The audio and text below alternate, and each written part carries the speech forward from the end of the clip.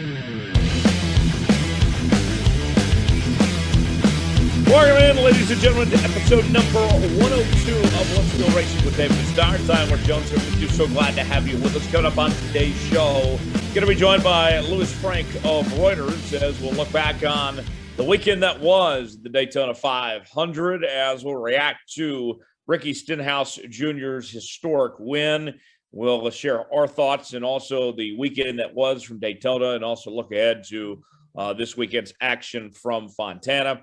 And we'll also have our news and notes and our Ask David segment coming up at the end of the show as well. So looking forward to all of that. We'll bring in Lewis coming up in just a few moments from right now. But first, Danica from the RacingExperts.com is here with me as well. Dom, you and I were out there at Daytona. This was my fourth Daytona 500. I believe it was your fifth, Dom. And I got to tell you, it never gets old. Somehow gets better every year, one way or the other. And from the action that we saw on track to Ricky getting it done in dramatic fashion to the events around the race and the buildup and everything, I had such a great time, Dom. I mean, what an incredible way to start the season. I agree with that. And we didn't really talk about this much. And I'm curious if you'd agree with me on this. But again, I've been to many Daytona 500s, but the five I've been to, I felt like just the energy was a little different this time. It felt like it was pre-pandemic levels. There were a lot of people on hand. It was sold out weeks in advance compared to what it had been over the last few weeks.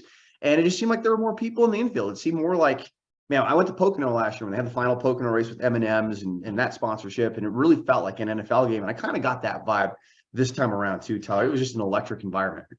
It was. And the end result of Ricky getting it done, his third career win, first win in, 5 years. And when you see the story of JTG Racing getting that Daytona 500 win, and for Brad Daugherty and the Gitschecker family and everything, I mean, what an underdog story just all the way around, Dom. Can't feel but happy for those guys and to see that hard work pay off for that small team. Well, that history just dates back so far, and it bleeds really deep in the NASCAR National Touring Series. They started their Xfinity team when was once the Busch Series in the mid-'90s, continued on for a long time, continued tracking along. They started their Cup organization full-time in 2009, got that first win in 2014. And you and I, we were all there for that press conference with the Kroger sponsors there in the room, and you could just tell the love that team has. They have quality partnerships. They have great people behind them. And Kroger has stuck behind them all these years later. I think there's even more. There's 500 reasons to even stick more behind him now. Definitely. And Don, besides just when you looked at the win from Ricky Stenhouse, there were so many storylines from this weekend. The return of Jimmie Johnson, Travis Pastrana gets an 11th place showing.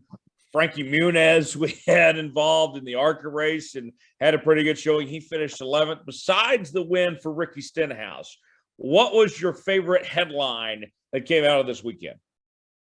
Man, that is a great question. I think just seeing a little bit of everything of what you were telling me, like Riley Herbst picking up a top 10 finish in his debut, only the second driver in NASCAR history to make their debut in the 500 and finish top 10 within it. A lot of cool stories, a lot of cool headlines from across the weekend. I got to tell you too, Tyler, seeing Jimmie Johnson back on track and being back in the NASCAR Cup Series after more than 2 years out, that Carvana paint scheme, the blue and the yellow, just kind of gave me the old Lowe's 48 kind of vibe to it. And just seeing that car, that dark blue, really nice paint scheme on the racetrack, and then the dominance of the Fords until they weren't with the big crash with a handful of laps to go. There was just so much buildup with that race, the two overtimes. We talked about it on the live show a few days ago, and I reiterate it too, Tyler.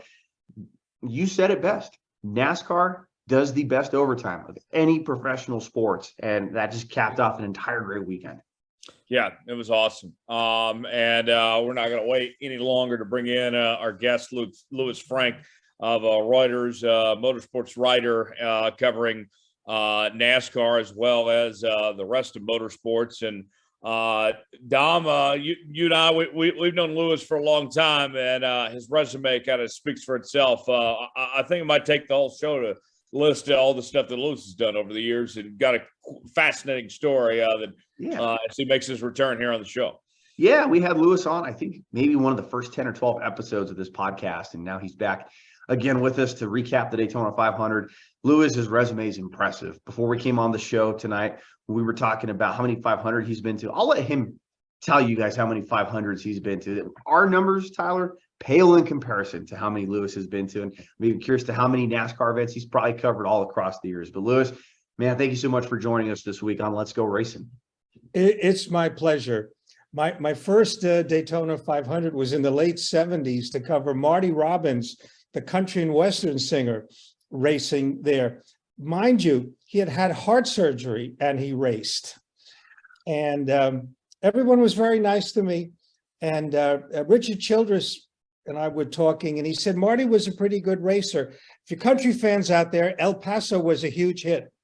So that's one of my favorite memories. And now, because I was also there in 1980 when Buddy Baker won fastest Daytona 500 ever. Gray Ghost, Oldsmobile, about 180 miles an hour. That will never be eclipsed as long as there's stage points.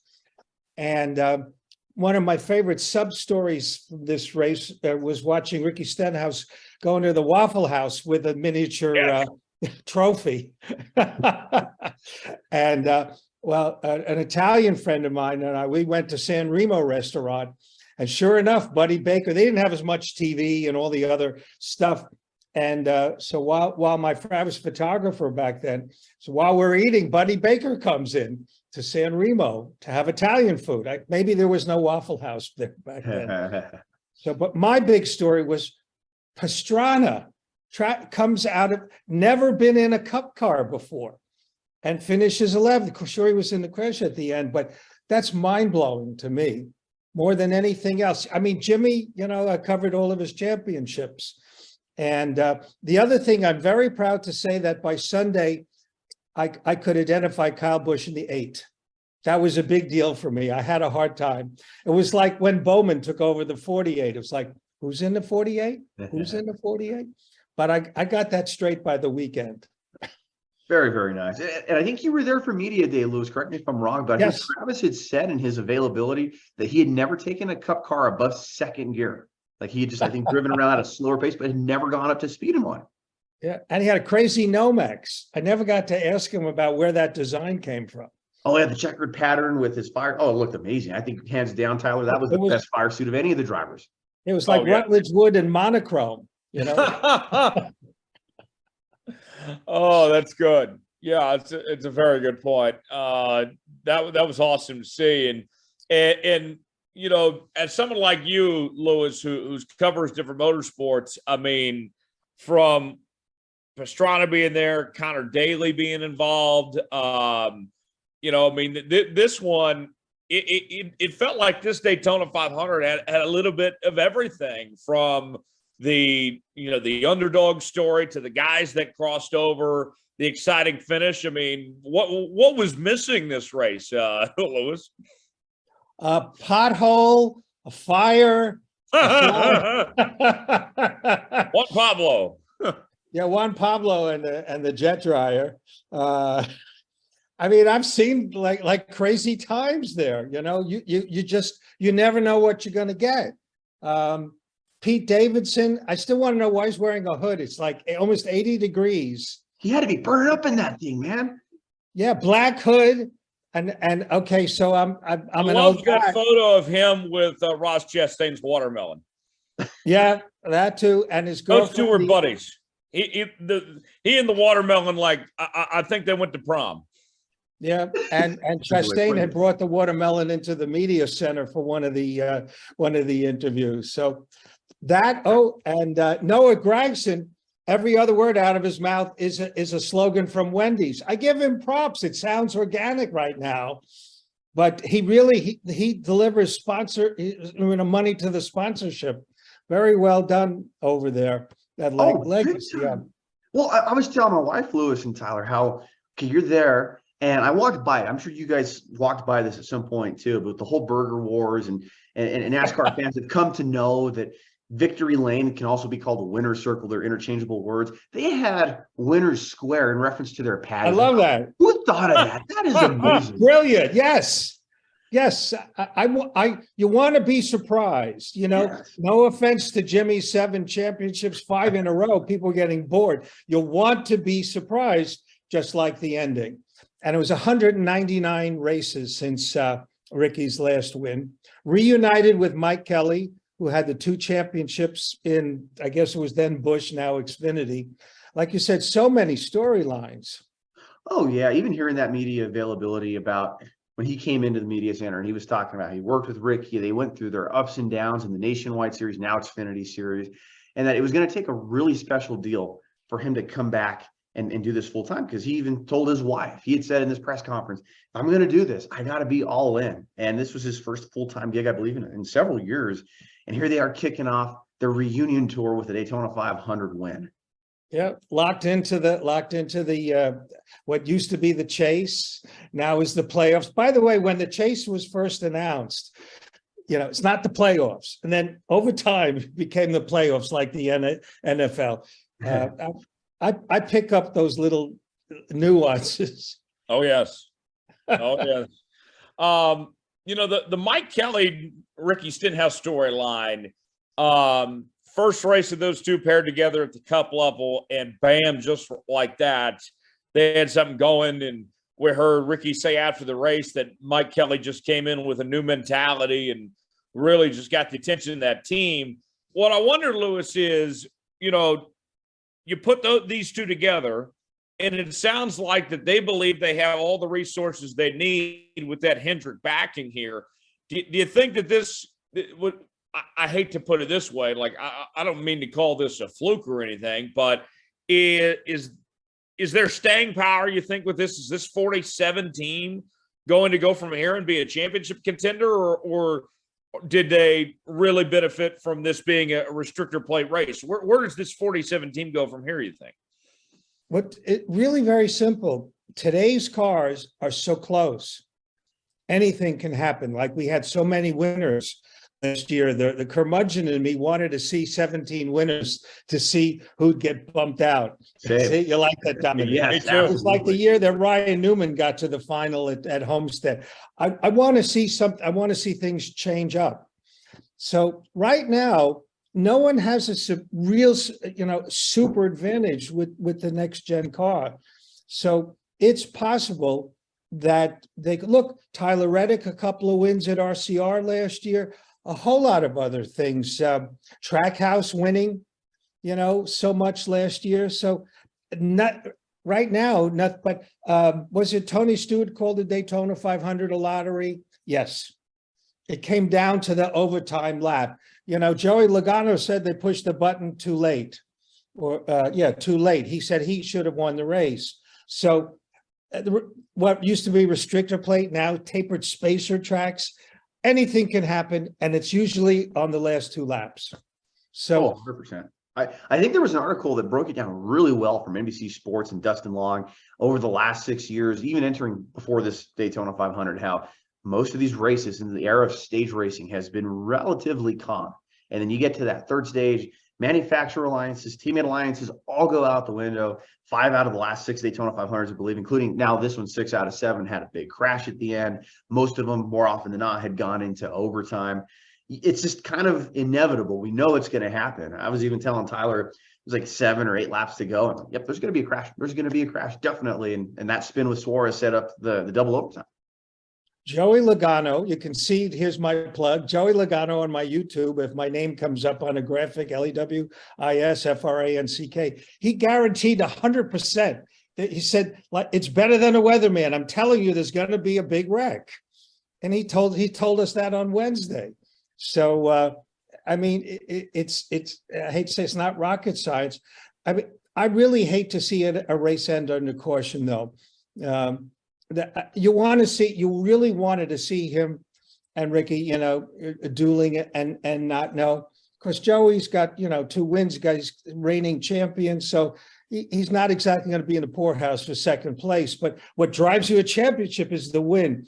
And I'll tell you, my original background in covering racing is road racing. As far as I'm concerned, if it's the last turn, almost anything goes. Almost anything goes. So Yeah, and it's funny you mentioned that because I was talking to some of my coworkers today that are not NASCAR fans, and they're asking me how it was, and I said, "Oh yeah, it went to double overtime." They're like, "Wait, NASCAR's got overtime? Like how were they tied at the end of the regulation?" I'm like, "Well, didn't quite work that way, but I mean, you get the idea. I mean, yeah, it came right down to the very finish." NASCAR calls that caution there with the the stuff going on behind the leaders there. Lewis, I mean, when they called that caution, I get it why they had to do it, but it was one of those deals. I'm like, man, it's not affecting the leaders. Can they just let the lap finish, let it play out?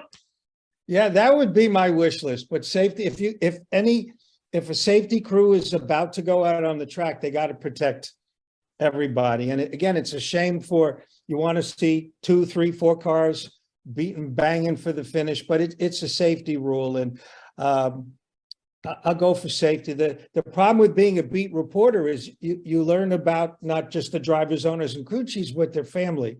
Last thing you want to do is like the year with Ryan Newman. Right. I knew Chrissy. I mean, didn't know their kids too well, but I knew Chrissy. And you think about the family. So safety first, before competition, and just one of those things. Yeah, it's a very good point, for sure. We're joined by Louis Franck of Reuters as we're looking back in the Daytona 500. Tyler Jones, Dominic Oregon of the RacingExperts.com here with you this week on Let's Go Racing. Dom, when you look back at this and just kind of historical context, it's very interesting. There's a lot of different things you could go at. I won't say we're not going to put Teresa Earnhardt under the bus like some people did this weekend, but nonetheless, there was some historical significance to this race. Oh, definitely. And we had Brad Daugherty, the first principal owner African-American to win a Daytona 500. Jody Geschechter, the second female NASCAR owner to put the trophy there in victory lane. Teresa Earnhardt did very important. The second. Say it again. Yes, very important. Exactly. The second.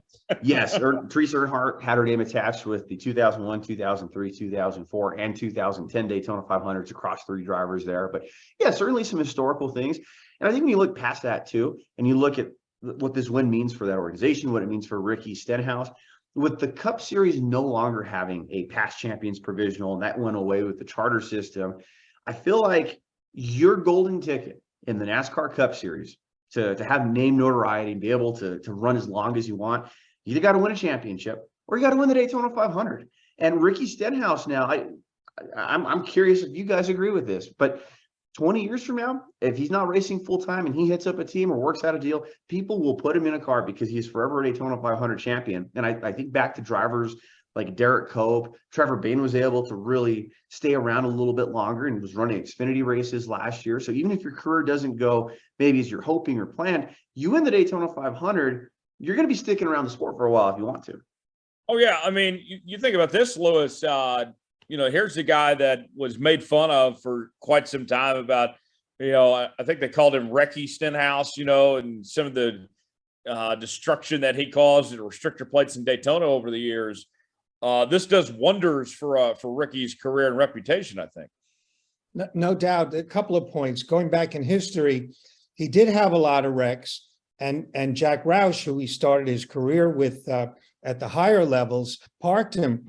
I don't know, from races, but out of Cup, he but he got a second chance and came back.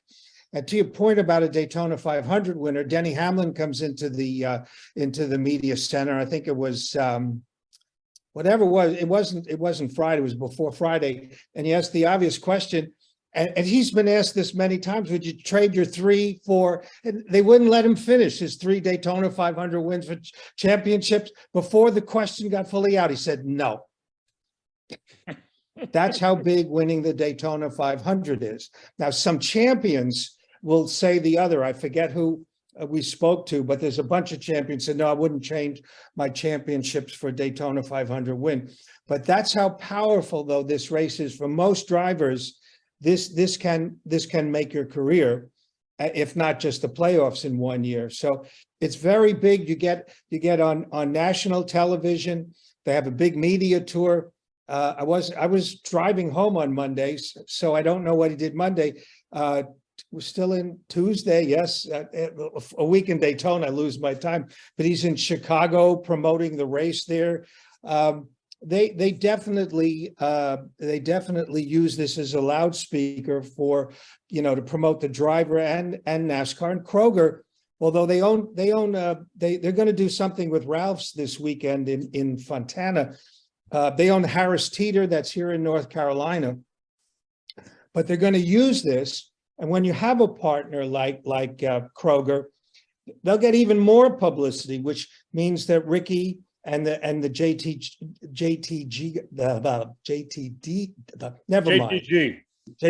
I'll get it out.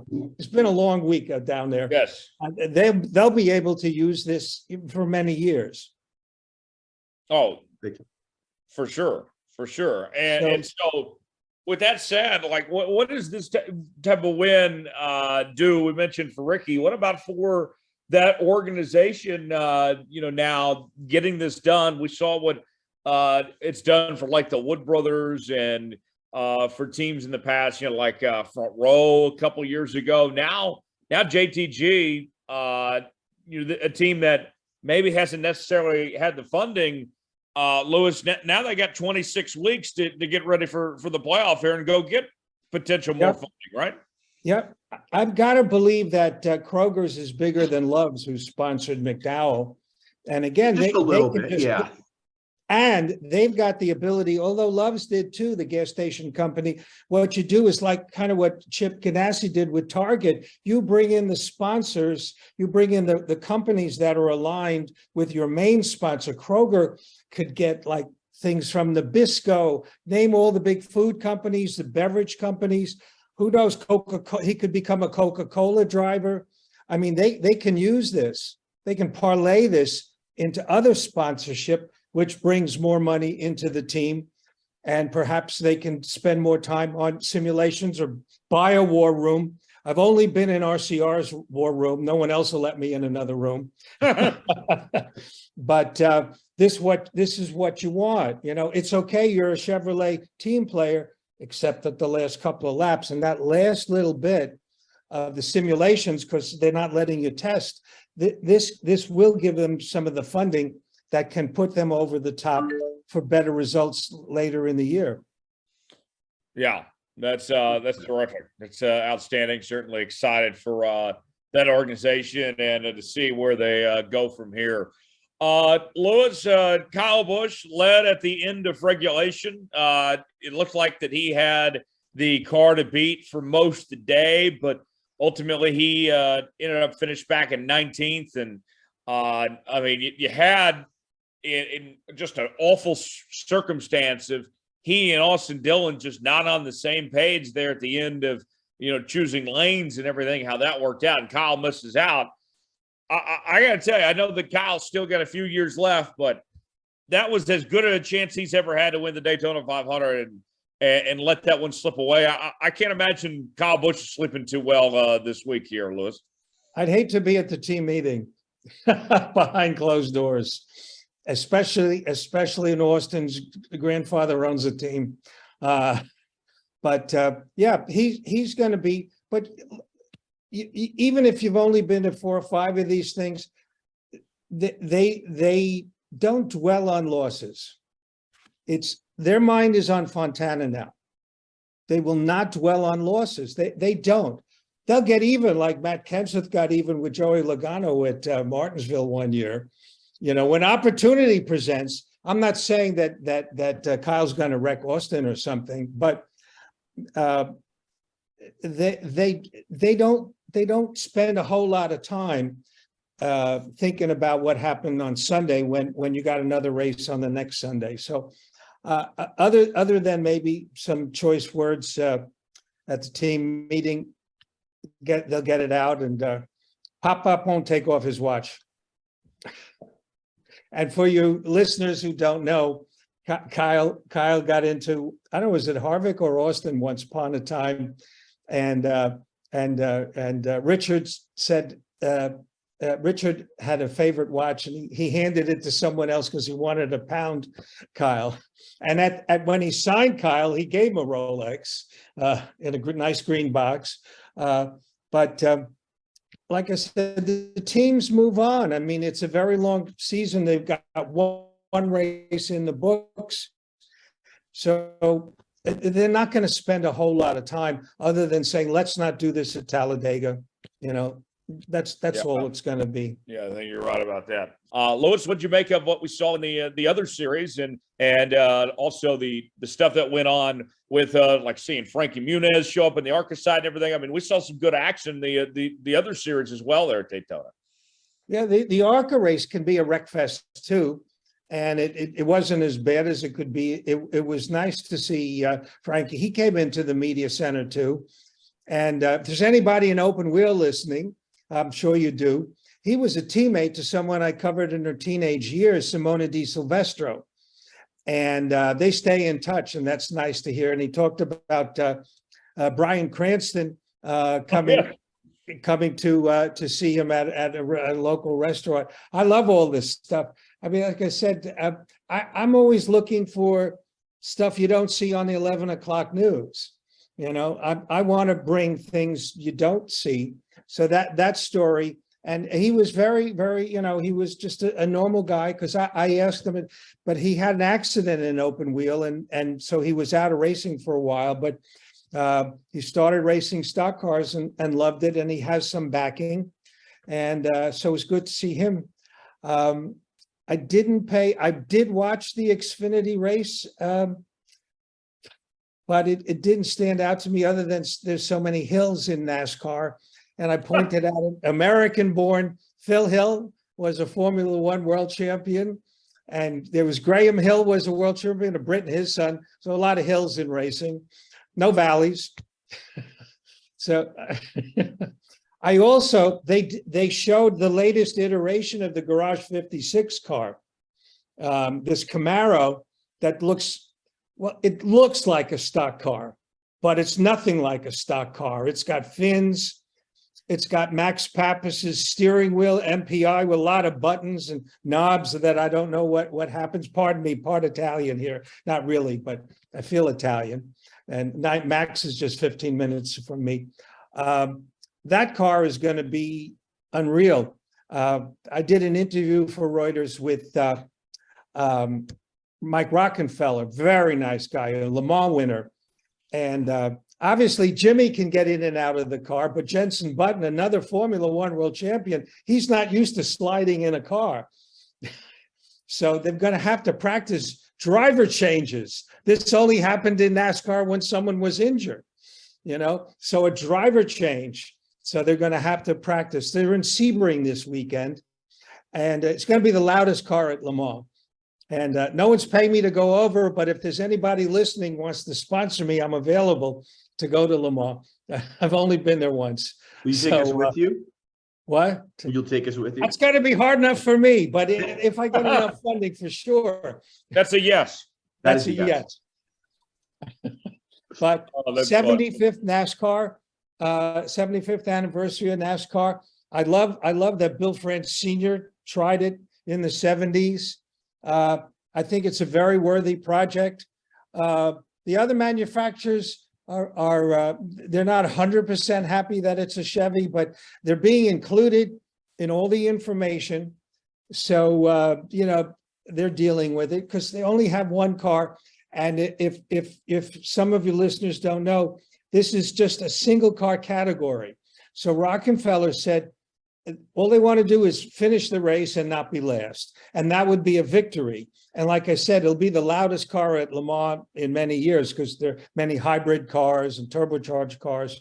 So it's going to be fun to see how that works out and to see Jenson Button and Jimmie and Rockefeller in that car. So like I said, that was very good because Reuters is a global news media. And they're interested, in stories like that. Last year, my big story was Jacques Villeneuve finished the Daytona 500. Yeah. So that's kind of my beat is global stories. As much as I've done the race stories.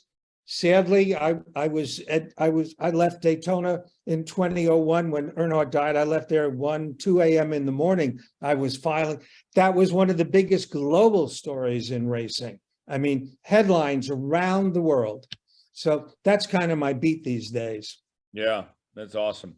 Louis, we'll shift gears and get to some headlines around the sport that we'll cover next. And we'll have our mailbag segment coming up at the end of the show. But Dominic, plenty going on post-Daytona to cover in the NASCAR world here. Yeah, let's start with the broadcast booth and how that's going to look for NASCAR and Fox over the next several weeks.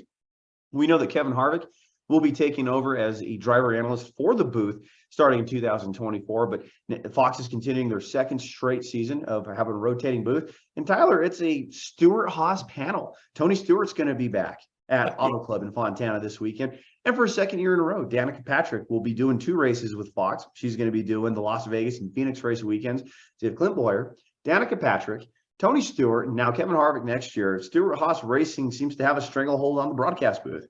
Yeah, and, Louis, as somebody like you that covers all the motorsports, I got to tell you, Danica's got something figured out here, doing the Indy 500 for NBC, the domestic races, stateside for F1 on ESPN and Sky Sports, and then doing a couple races for Fox here. I've been very impressed with Danica and the way she's been able to dabble in broadcasting in all these different disciplines here.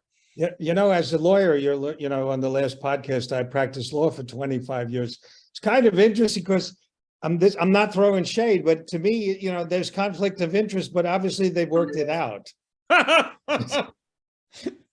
You got 3 sports networks competing with each other, and they all want her as badly. But by the way, one other little news item: Keelan Harvick wins his Braxton Busch wins his race. While Kyle Busch is in the interview room, and Braxton is so happy he wins his race in Ocala. That's it, Ocala. He's got a donut on the side of the car. So look out for Keelan is doing go-karts, and Braxton is already working his way up. So there's some more news out of those guys. That really makes me feel old. Yeah, I mean, Dominic and I, we're not that old. We're not like Louis, Thanks. Oh, yeah, don't shade, Tyler. I remember when both those kids were born. So yeah, I mean, that's going to be interesting. But Dom, it comes at an interesting time. Fox making these moves because their Daytona 500 coverage was heavily criticized. It seemed. It seemed like it was, whether it be commercial accounts or even the fact that we had overtime, and I know that extends the broadcast window. And they got to cut to other programming, but there were no interviews. I felt like I saw across social media, and I'm sure you guys can vouch for this too. Like no interview with Alex Bowman, who finished 5th. It just seemed like a sped up post race coverage this time around. So hopefully we see those issues fixed this upcoming weekend in Montana. Yeah, hopefully so. Dom, what else we got going on? So some NASCAR news out of some of the open teams. Connor Daly made his way into the Daytona 500 in the number 50, the Money Team Management car, co-owned by Floyd Mayweather. Connor Daly confirmed to the racingexperts.com in Daytona that he will be attempting with the team again at the COTA race in, I believe that's late March, the Circuit of the Americas. So the number 50 team has entered in a few races per season. They entered, I believe, 3 events last year: Casgrall at the 500 and Circuit of the Americas, and then the Charlotte Road Course race with Connor Daly. So Daly will be back for some more Cup racing. And it's pretty cool, guys, to see some of these open wheel guys come over, and just people from different racing disciplines trying their hand at motorsports in the NASCAR Cup Series. Yeah. By the way, his father, Derek, raced in Formula One before moving to the Indianapolis. Wait, say it again. I cut out.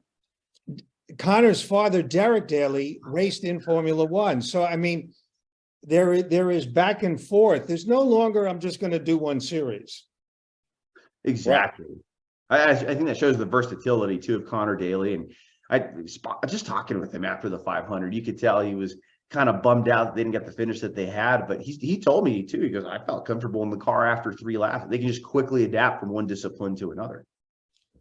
Well, I wonder with that, Lewis, with him racing on a road course there at COTA, what do you think as far as his competitive level could go? It seemed like you mentioned he adapted pretty quick to plate racing at Daytona. I would think that road racing, he would have a chance to potentially have a stronger showing there. Well, you've seen, years ago they talked about road race ringers. They don't call them that anymore because the Cup drivers have eventually picked up the knack of road racing. It's helpful, but still to go, from a 1,600-pound-ish Indy car to, almost 2-ton Cup car, not quite the same. Although again, like Frankie Muniz thought he has a better chance. ARCA has some road courses now. He thought he'd have a better chance because he's going to race on circuits he's raced before. But the competition, the Cup drivers now, they've got the road courses figured out. Like I said, no more road course ringers. It's a help. Or you go back to Marcus Ambrose, who almost won Sonoma. Montoya's wins came on road courses. And look at his team, So yes, he'll be a lot more comfortable, but he'd be a long shot there too. And again, Daytona, I think it was Tony Stewart said it's a lottery.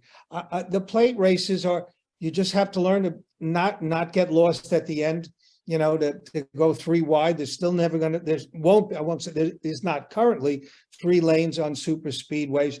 Super speedways it's a matter of being there at the finish, just surviving. The road course stuff is different. However, if it rains, not like the torrential rain you saw last year at COTA, if it rains, he will have an advantage because the road racers run regularly in the rain, whereas Cup drivers rarely run in the rain. You saw that in Montreal with Xfinity, or maybe it was Nationwide back then. You saw that the Robbie Gordon did. Was Robbie? Yeah, I think Robbie was in Montreal. Definitely Marcus Ambrose did well up there in Montreal. So the only where he'd have a obvious advantage is if weather comes into the COTA race. Otherwise, he'll be more comfortable. But and I'll go out on a limb because no one's paying. I just don't think he's capable, but he's not going to be my favorite to win a COTA. Lewis, let me ask you this: we've seen Connor Daly make this transition over running some NASCAR. We mentioned Travis Pastrana earlier. Who are some other names that come to mind in other series that you'd like to see? As we've heard like Elio Castroneves indicate he wants to try it. Marco Andretti said the same thing in the past. Who are some names that you think that you could see potentially hopping in a Cup car soon? Oh boy, now you may have stumped me on that. You've named all the best possibilities. The thing is, it's ironic to me because in NASCAR you can make the money, but you still got to bring the money to the ride. There's a couple of the F1 drivers say they would race in NASCAR, but only the road races. You saw Raikkonen, with the special project at Trackhouse. Oh God,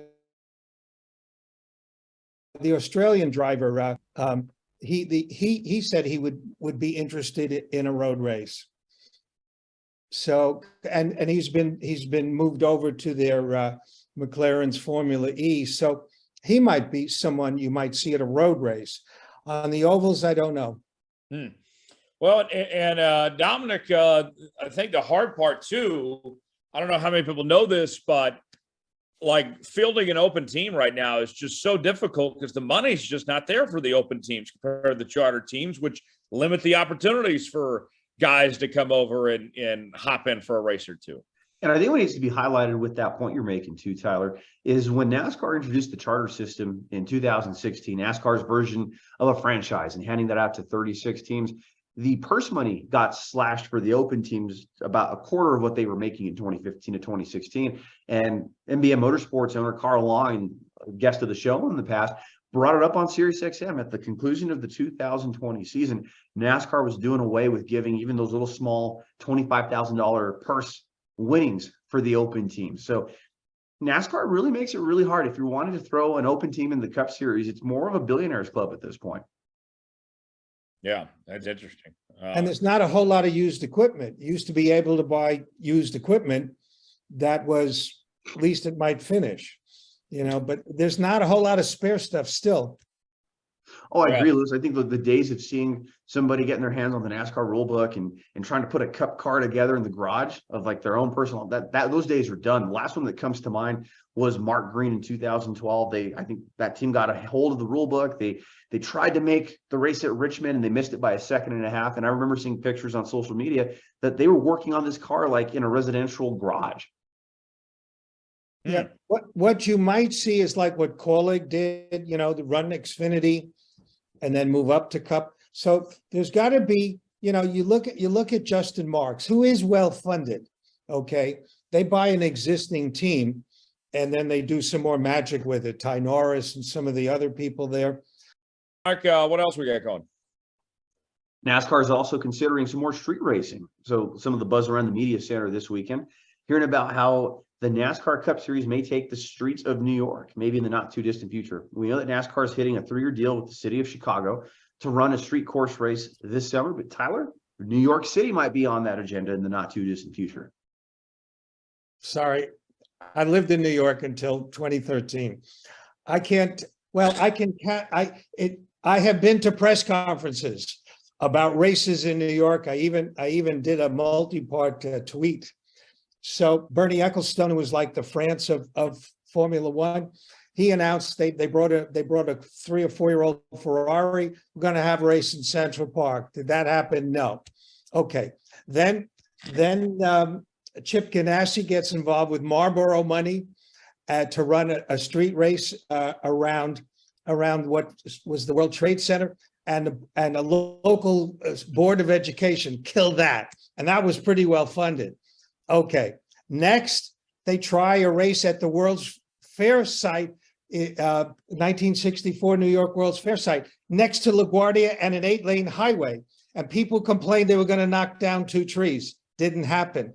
Then former President Trump and the France family get together to build a racetrack on the east end of Long Island.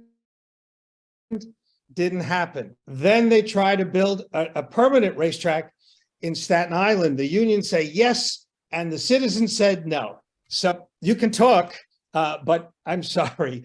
I don't believe a New York street race will happen. Oh, Formula One also considered a race over in New Jersey. I forget, I wrote it in my tweet. I had to look up. New York is too big, too many moving parts to get it done. And we don't know that the mayor, he's got so many other issues. In the case of Chicago, you had the mayor involved. So, I mean, I don't want to throw shade on a race in New York, but I've seen decades of proposed races, and it's going to be like pushing rocks up Vesuvius. That's been a market that NASCAR's wanted to crack so bad for so long. The Pocono race has been kind of the de facto New York race, but even then, Pocono is still 2.5 hours from New York City. Yeah. You had the awards banquet there for years, and that was a big deal. But I mean, I'm with you, Lewis. I want to see it happen. I would love to see a New York street race, but I'll believe it when I see it, because we've been through this song and dance a few times. The only thing that did work for a couple of years, but didn't get the media out, IndyCar raced in the Meadowlands, which has a horse racetrack. They used local streets. I'll never forget, Ari Leyendijk went out on an access road and ended up on a public street. Fortunately, it was closed off, but he literally left the track at slow speed. But the Meadowlands has a lot of open. So if there's going to be a race in the New York metro region, I would pick New Jersey Meadowlands. That's where they ought to push. It's open. It's big enough. Where the Jets play. Yeah, Jets and Giants are there. Yeah, Jets and Giants. Yes. you know better than me. I've given up on other sports, but Oh yeah. yes. But Dominic, that might work if they went for it. I would say this, Dom, if the Chicago street race goes well, expect that to not be the only street race, that there would be, obviously they're interested in New York, but I think that any major market is going to be in play potentially, that they'll look at all their options. If this works out, then they'll try this at other places potentially. Potentially, I could see maybe like a Boston market or the Long Beach, California area, because IndyCar has been doing that for a long time. I mean, utilizing Nashville, yeah, places that have already kind of laid out the blueprint for this to happen. Who's not to say NASCAR could come in and try to replicate that as well? Right, Miami. Vegas. Seattle. There's a number of places they could go. What do you think, Lewis? Just about the idea of NASCAR racing on a street course? Can they make this with stock cars work? Why not? I mean, by the way, it was proposed back in the 80s when Roush made the left-right car. They would consider with the growth of IndyCar. It just depends. Look, I've been at the Coliseum twice. Who would have thought? It's an event. It's not a race. So the question is, though, again, that's a quarter of a mile track, and they had special rules. So the question is, can they have a points-paying race, or can they have an exhibition? Chicago will be a points-paying race. As I said, Meadowlands area, maybe, just depends. Let's see how the Formula One does. They're going to race at the south end of the strip. When they do their street, they're closing off the strip. Of course, it's 11 o'clock at night when they run. Again, it's a global sport, so they've got TV people watching all hours of the day. Again, the bulk of the NASCAR audience is here in the States. So, it just depends. Do they have enough room? I think it might be city adjacent, as you said, because you need a lot of space to run these cars. Right. Regardless, I mean, they run the Indy cars and they run Trans Am cars. They're going to run on this. IndyCar is going to go back to the streets in Detroit. So what a place to showcase NASCAR. Use the same track. Yeah. That track has been, they ran there years ago, Formula One. I was there for that. And then they went to Belle Isle, which is very small, very pretty, but it shows off Detroit. And two of the three manufacturers are domestic companies. If, Detroit, to me, is a natural, and you'd probably get the city behind it. Yeah, I can see that. We'll see how it all plays out. Final segment before we go, our mailbag segment. Ask David. We ask you to submit questions to us via Facebook, Twitter, and by email. Starr Podcasts on Twitter and Facebook. Email davidstarrpodcasts@gmail.com is where you can find us there and submit your questions. First question in the mailbag this week comes from Amy. Amy wants to know, guys, what do you think about the idea of a NASCAR EV series? Lewis, take the first crack at that. What do you think about the prospects of an EV type series in NASCAR? Number one, they're obviously considering it. My buddy Jerry Jordan leaked some pictures he obtained. Jerry, but as an old-time racer, racing has to be visceral. I don't care for Formula E. I think electric cars are the future, but I want noise. So NASCAR will consider it, because, you have to, but I'm not for it. Here's my dilemma, Dominic. I think you and I are probably on the same page on this too. I don't know where the market for this is. It seems like it's a manufacturer push, because I don't know anybody that is a NASCAR fan that say to themselves, man, I'm just dying to see them race electric cars. I mean, no, that person doesn't exist. This is clearly politics from the manufacturers here, right? Absolutely. And I think too, like to quote our friend Jerry Jordan of the show, I remember talking with him about this stuff last year, like when NASCAR moved to that single lug nut in the Cup Series. Reports also saying that could be in the Xfinity Series next year. NASCAR is like the testing center, the testing ground, the research and development for some of these manufacturers. They're willing to try new things in NASCAR before it hits the street. So who's not to say? Maybe there's a bigger push for EV here in the next 3 to 5 years.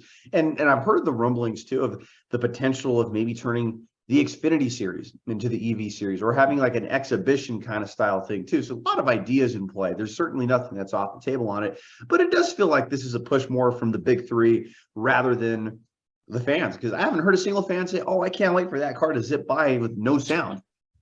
Let me add, the truck series came out. These are cars, folks, with truck bodies. But the manufacturers, they sell more pickup trucks and SUVs than they sell cars now in America. So when EVs become dominant, or at least equal to gasoline powered cars, that's I think when you'll start to see it happen. But I agree with both. No fan has ever said, I've never encountered anybody say, boy, I would love to see EVs. Nobody has said that to me who's a real NASCAR fan. That just I'm just dying for those battery mileage races, guys. I just want to see if the battery's going to make it to the end. Yeah, like fuel mileage races. Oh, do they have to pit? Oh, no. Well, like just as you guys mentioned, okay, like, a race is going to come down to who's got enough battery to make it to the end. Or on the flip side of that too, are we just going to take away that being a factor of strategy wise? Like, oh yeah, we're going to give these guys enough battery. They're going to make it through the whole race. And you're like, well, shit. Like, what was the point of that? Where's the strategy there?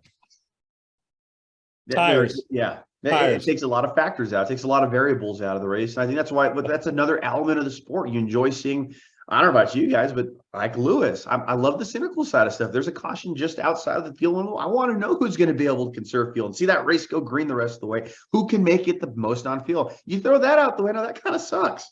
You did not see Biffle win at Kansas City. Oh, in 07, that rain in the darkness and all that. You were there for that, right? I love your memory. I remember stories, not dates, but you're very good. But I'm very in high respect for you knowing the dates of that. Yeah, I was there. That was a wacky finish. Well, I appreciate the compliment, Lewis. I'm our unofficial stats guy. Yes. Yes. Next question in the mailbag this week. This one comes from Kendall. Kendall wants to know, guys, who were your favorite racers growing up? Lewis, let's start with you. Okay, since it's a NASCAR show, I spoke with Benny Parsons back in the day. What a wonderful man he was, and easy to talk to. So Benny was my first full-time NASCAR. Mario Andretti has been my hero. He's more of a friend now. And a lot of you guys, Dominic, since you're the stat guy, Mark Donahue. I was down there for the first IROC race, and he's a Penske driver, and I believe he won Riverside once. So, but he was an IndyCar and he drove the sports car. So those are a couple of my early heroes. And one more. Well, Jim Clark, who did race in one NASCAR race, I believe for the Wood brothers. I don't know. Do you know that one?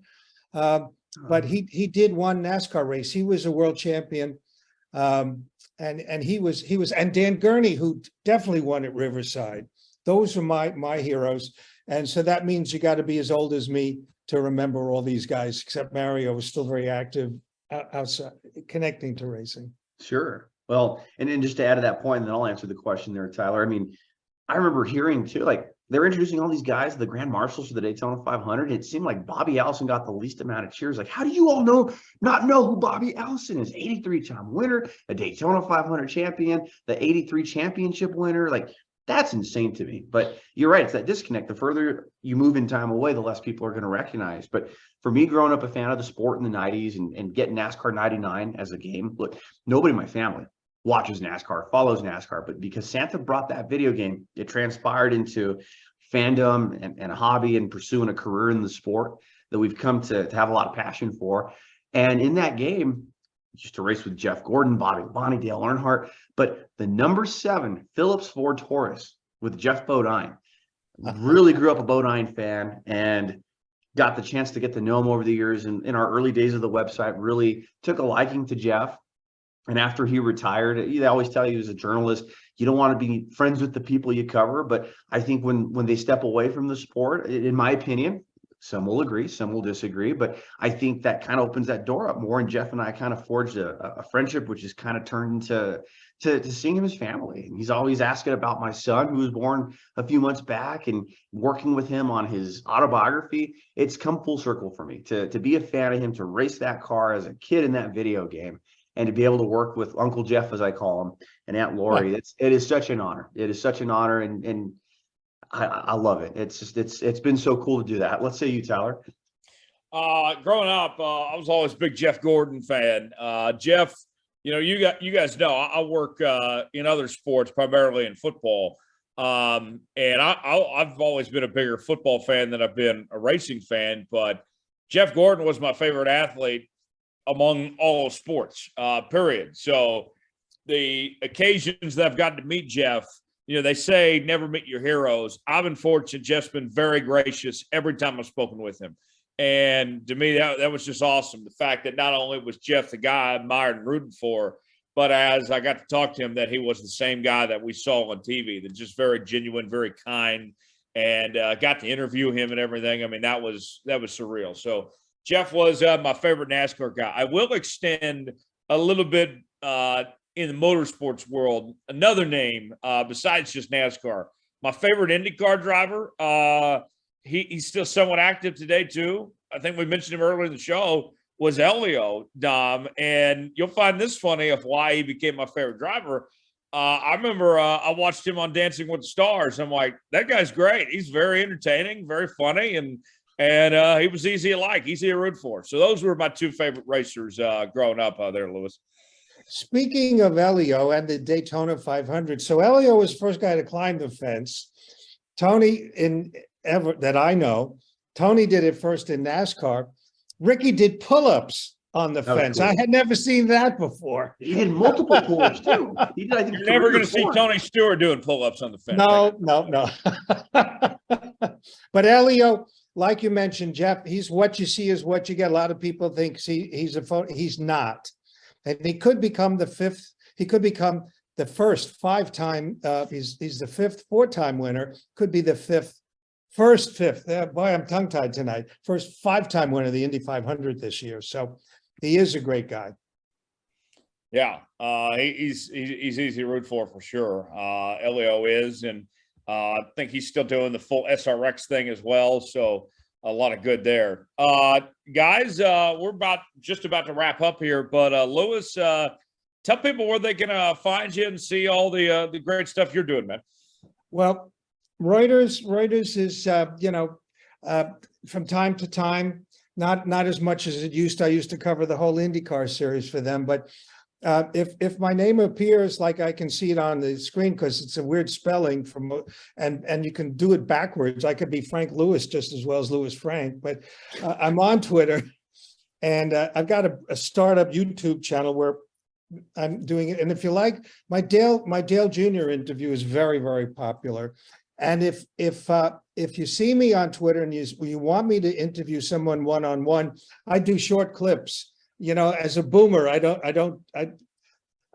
do podcasts for 2 hours of just talking, although I could talk for 2 hours. So nice short clips.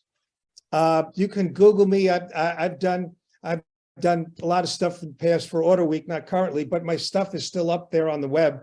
Just Google my name and you can see a lot of my old stories, which still work. Again, I'm interested in features. I want to bring my readers something that they can't get elsewhere. That's great. I love that. Dominic, what's going on in your world this week? We're both going to Vegas here in a couple of weeks, but I think we're both at home this week. Yeah. Well, oh gosh, and we'll have to do a backstory podcast on our journey to get back home, right? That was a whole. Oh, that was something. A lot of fun, but no, I'm back home in Santa Fe with my wife and son, and I got to say, guys, I'm really bummed because Daytona was 80 degrees and it was a cold 67, and it's a hot 40 degrees here. It's supposed to snow later this week. Oh. I came back in an awesome time. I was missing that snow, guys. I'm a snowbird. I really mean that. I want the snow. No, I want Vegas, Tyler. I can't wait to have the hot weather out there. Yeah, I'm back home in Dallas this week, but looking forward to being back on the road in Vegas here in a couple weeks. Before I left Daytona, I booked all my Vegas travel and everything. Couldn't wait. Lewis, get this. So me and Dominic and a couple of our buddies, there's like 4 or 5 of us that we're going to be out there. We're going to be at the race covering it, and we're all staying together at the Sahara. Wow. You got to go to Hash House of Go-Go for mass quantities of food. Oh, that's a good place. I've been. It's at the Rio, right? Yep. Yeah, a And great there's restaurant. one on the Tyler. strip. There's one on the strip. I went there with Gary Long, Dustin Long's uncle. And I mean, the food is piled up this high. He's not And it's lying. good food too. It's not just a lot of food. It's in, what's it, the M? It's got a funny name. It's right on the strip. You don't even have to go off the strip if you're at the Sahara. Highly recommend. I do not have any financial interest in it. I just know it's a great experience. Yeah, it's an honest review. That is. I So paid. where we're at, we are just like right down the road from the Westgate Sportsbook.